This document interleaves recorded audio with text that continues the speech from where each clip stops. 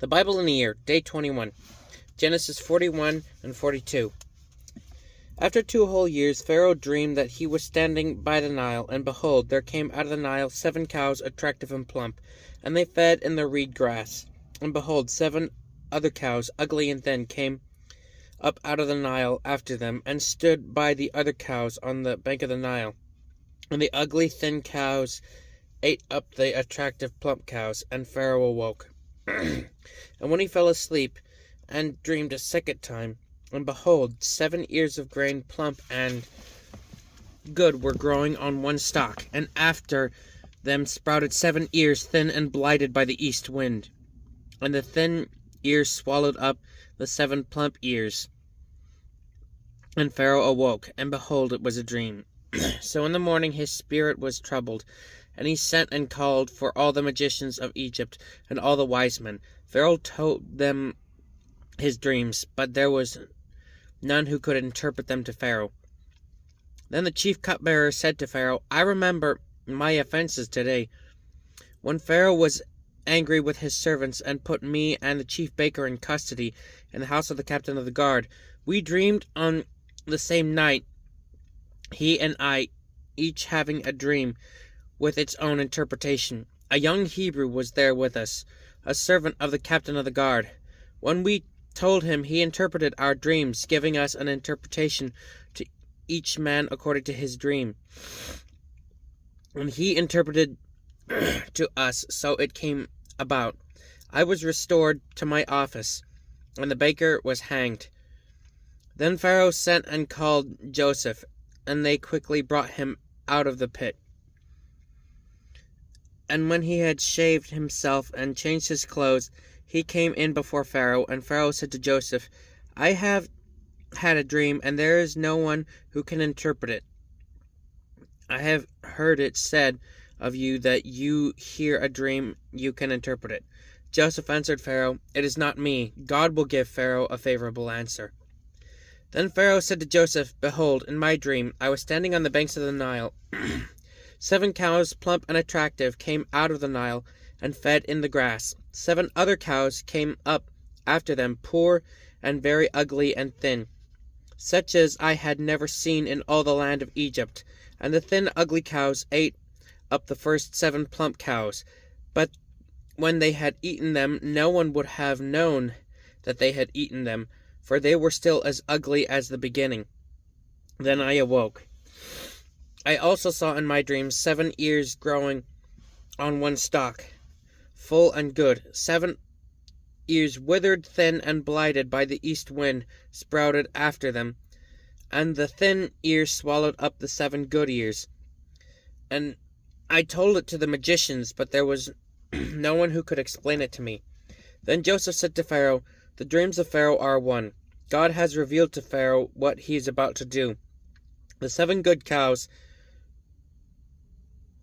are 7 years, and the 7 good ears are 7 years. The dreams are one. The 7 lean and ugly cows that came up after them are 7 years, and the 7 empty ears blighted by the east wind are also 7 years of famine. It is as I told Pharaoh. God has shown to Pharaoh what he is about to do. There will come 7 years of great plenty throughout all the land of Egypt, but after them there will arise 7 years of famine, and all the plenty will be forgotten in the land of Egypt. The famine will consume the land, and the plenty will be unknown in the land by reason of the famine that will follow, for it will be very severe. And the doubling of Pharaoh's dreams means that the thing is fixed by God, and God will shortly bring it about. Now therefore, let Pharaoh select a discerning and wise man, and set him over the land of Egypt. Let Pharaoh proceed to appoint overseers over the land, and take 1/5 of the produce of the land of Egypt during the 7 plentiful years, and let them gather all the food of these years that are coming, and store grain under the authority of Pharaoh for food in the cities, and let them keep it. That food shall be a reserve for the land against the 7 years of famine that are to occur in the land of Egypt, so that the land may not perish through the famine. This proposal pleased Pharaoh and all his servants. And Pharaoh said to his servants, "Can we find a man like this, in whom is the Spirit of God?" Then Pharaoh said to Joseph, "Since God has shown you all this, there is none so discerning and wise as you are. You shall be over my house, and all my people shall order themselves as you command. Only as regards to the throne will I be greater than you." And Pharaoh said to Joseph, "See, I have set you over the land of all Egypt." Then Pharaoh took his signet ring from his hand and put it on Joseph's hand, and clothed him in garments of fine linen, and put a gold chain about his neck. And he made him ride in his second chariot, and they called out before him, "Bow the knee." Thus he set him over the land of Egypt. Moreover, Pharaoh said to Joseph, "I am Pharaoh, and without your consent no one shall lift up hand or foot in all the land of Egypt." And Pharaoh called Joseph's name Zaphnath-Paneah, and he gave him in marriage to Asenath, the daughter of Potiphera, priest of On. So Joseph went out over the land of Egypt. Joseph was 30 years old when he entered the service of Pharaoh, the king of Egypt. And Joseph went out from the presence of Pharaoh and went through all the land of Egypt. During the 7 plentiful years, the earth produced abundantly, and he gathered up all the food of the 7 years which occurred in the land, and put the food in the cities. He put in every city the food of the fields around it. And Joseph stored up grain in the great abundance, like the sand of the sea, until he ceased to measure it, for it could not be measured. Before the years of famine came, 2 sons were born to Joseph. Asenath, the daughter of Potiphera, priest of On, bore to him. Joseph called the name of the firstborn Manasseh, for he said, "God has made me forget all my hardship and all my father's house." The name of the second he called Ephraim, for God has made me fruitful in the land of my affliction. The 7 years of plenty that occurred in the land of Egypt came to an end, and the 7 years of famine began to come. As Joseph had said, there was famine in all the lands, but in all the land of Egypt there was bread. When all the land of Egypt was famished, the people cried to Pharaoh for bread. Pharaoh said to the Egyptians, "Go to Joseph. What he says to you, do." So when the famine had spread over all the land, Joseph opened all the storehouses and sold to the Egyptians, for the famine was severe in the land. Moreover, all the earth came to Egypt to Joseph to buy grain, because the famine was severe over all the earth. When Jacob learned that there was grain for sale in Egypt, he said to his sons, "Why do you look at one another?" And he said, "Behold, I have heard that there is grain for sale in Egypt. Go down and buy grain for us there, that we may live and not die." So 10 of Joseph's brothers went down to buy grain in Egypt. But Jacob did not send Benjamin, Joseph's brother, with his brothers, for he feared that harm might happen to him. Thus the sons of Israel came to buy among the others who came, for the famine was in the land of Canaan. When Joseph was governor over the land, he was the one who sold to all the people of the land. And Joseph's brothers came and bowed themselves before him with their faces to the ground. Joseph saw his brothers and recognized him, but he treated them like strangers and spoke roughly to them. "Where do you come from?" he said. They said, "From the land of Canaan, to buy food." And Joseph recognized his brothers, but they did not recognize him. And Joseph remembered the dreams that he had dreamed of them. And he said to them, "You are spies. You have come to see the nakedness of the land." They said to him, "No, my lord, your servants have come to buy food. We are all sons of one man. We are honest men. Your servants have never been spies." He said to them, "No, it is the nakedness of the land that you have come to see." And they said, We, your servants, are 12 brothers, the sons of one man in the land of Canaan. And behold, the youngest is this day with our father, and one is no more. But Joseph said to them, It is as I said to you, you are spies. By this you shall be tested. By the life of Pharaoh, you shall not go from this place, unless your youngest brother comes here.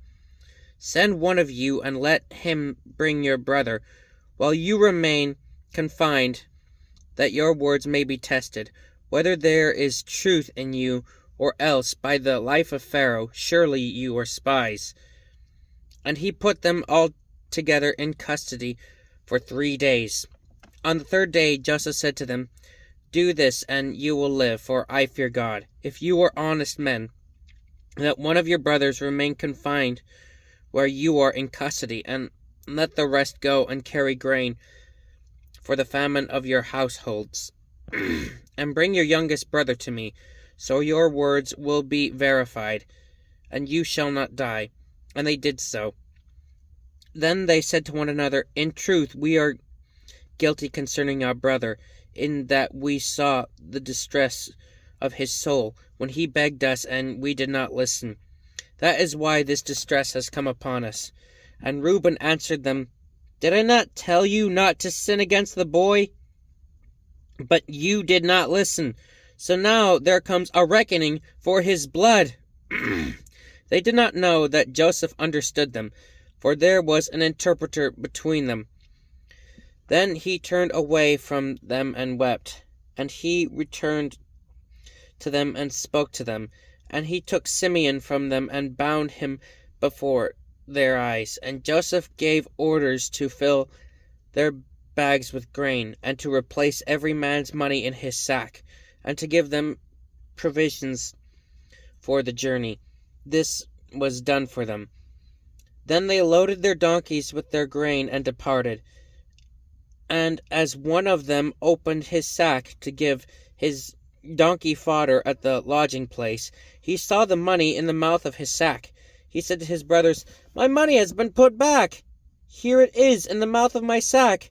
And their hearts failed them, and they turned trembling to one another, saying, What is this that God has done to us?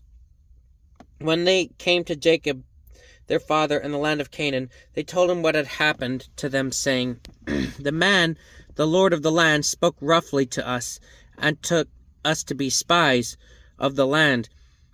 But we said to him, We are honest men, we have never been spies. We are 12 brothers, sons of our father. One is no more, and the youngest is this day with our father in the land of Canaan.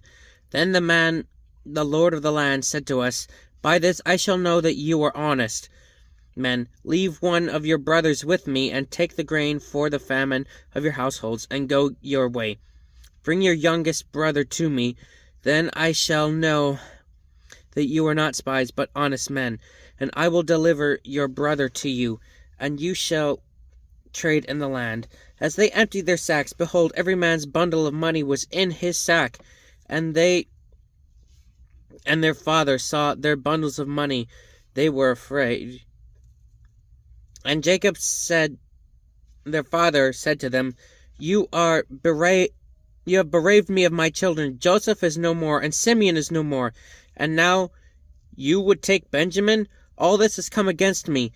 Then Reuben said to his father, Kill my 2 sons if I do not bring him back to you. Put him in my hands, and I will bring him back to you. But he said, My son shall not go down with you, for my brother is dead, and he is the only one left. If harm should happen to him on the journey that you are to make, you would bring my gray hairs with sorrow to Sheol. This is the word of the Lord.